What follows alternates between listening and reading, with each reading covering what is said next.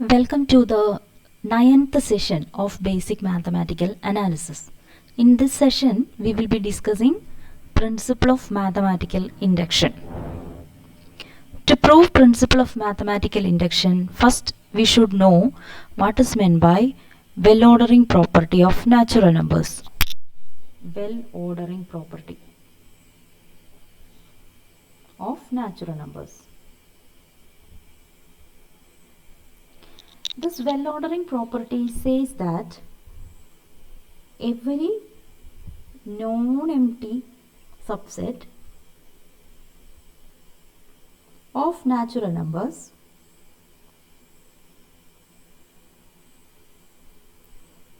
contains a least element in it. Least element means you know that ആ കൂട്ടത്തിലെ ഏറ്റവും ചെറിയ element.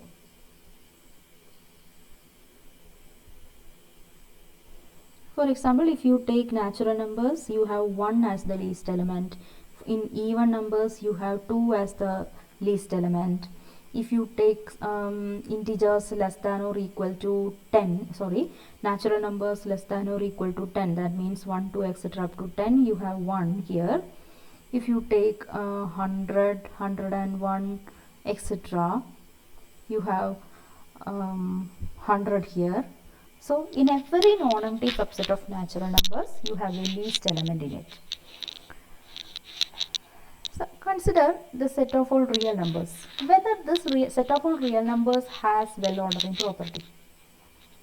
I'm taking a subset, say Z, set of all integers. This is a non-empty subset of real numbers. Does it contain a least element? No. Okay, so set of all real numbers does not have well-ordering property. So the next question is whether set of all rational numbers Q has well-ordering property. The set is a non-empty subset of Q also, and it does not contain any least element. Therefore, Q also does not possess well-ordering property. Whether Z possesses a well-ordering property? No, because Z itself is a non-empty subset of Z and it does not contain a least element in it. Therefore, Z also does not possess well-ordering property, but natural numbers has well-ordering property. Now, we will state the principle of mathematical induction. Principle of mathematical induction. To prove problems, you will be using the idea prove that P of 1 is true, assume that P of k is true. If P of k is true, then prove P of k plus 1 is true. Then we will say that P of n is true for every natural numbers. Here we will state it in a different way.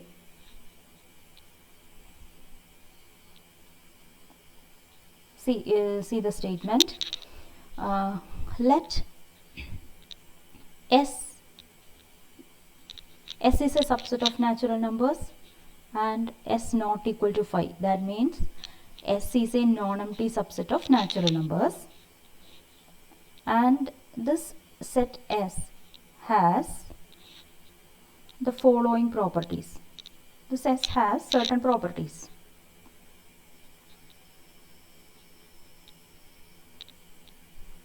The first property of S is that 1 is an element of S. And the second property is that suppose k is a natural number. If k is in S, then k plus 1 is also in S. Whenever k is in S, k plus 1 is also in S. So S is a non-empty subset of natural number which has the properties 1 is contained in S. If k is contained in S, then k plus 1 is contained in S, where k is a natural number. Then S is equal to n itself. This is the statement for principle of mathematical induction. Now we are going to prove this. Proof of principle of mathematical induction. So we are assuming that S is a subset of natural numbers, S is non-empty, okay, and S has these two properties.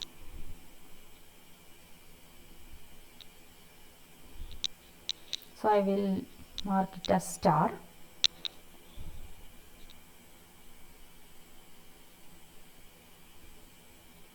S has those two properties.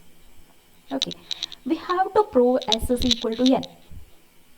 So I am assuming that S is not equal to n. Anyway, S is a subset of natural numbers, and now we have taken S is not equal to n. That means S is a proper subset of natural numbers. S is not equal to n, but it is a subset. So S is a proper subset of natural numbers. So this means n minus S is non-empty. So n minus S is not equal to 5. It is non-empty. N minus S is a non-empty subset of natural numbers.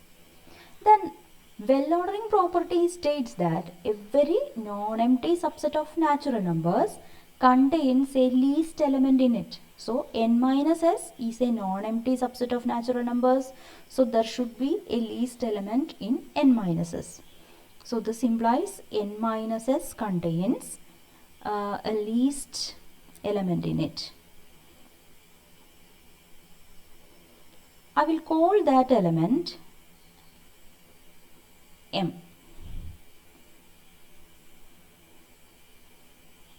So this M is in n minus S and it is the least element of n minus S. Okay. Now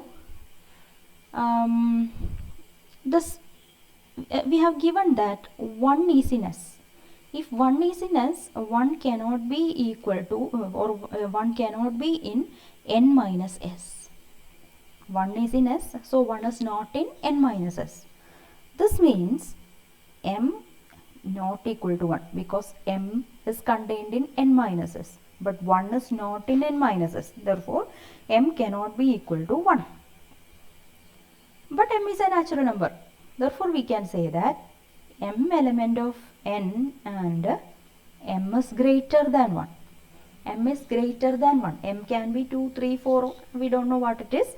M is a natural number which is greater than 1. Therefore, this M minus 1 is a natural number. Okay. Now, M minus 1 cannot be an element of n minus S. Why? Because M is the least element of n minus S. If M is the least element, anything less than M cannot be in that set. So M minus 1 is not in n minus S. And then the only possibility is that M minus 1 is in S.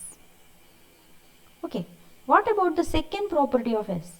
Whenever something is n, if k is in S, k plus 1 is also in S. So this implies M minus 1 plus 1, which is equal to M, is in S by, we have marked one star, the second property in star. So here we got M is in S.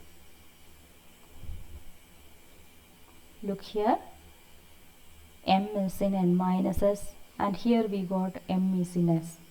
So this is a contradiction.